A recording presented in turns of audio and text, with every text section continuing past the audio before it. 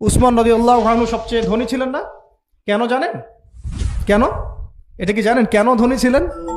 একে তো তিনি প্রচুর দান সদকা করতেন, এটা তো আপনারা জানেনই।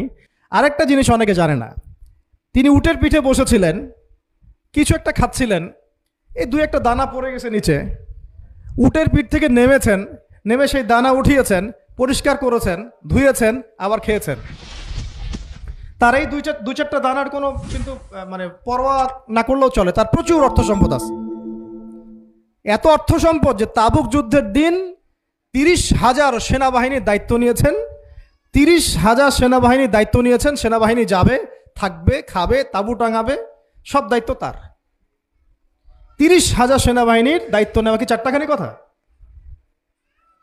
তো এই সাহাবী এই কয়েকটা খাবারের দানা উঠিয়ে খেলেন। নবী সাল্লাল্লাহু আলাইহি ওয়াসাল্লাম বলেছিলেন যে তোমাকে আল্লাহ পাক রিজিক বাড়িয়ে দিবেন না কেন?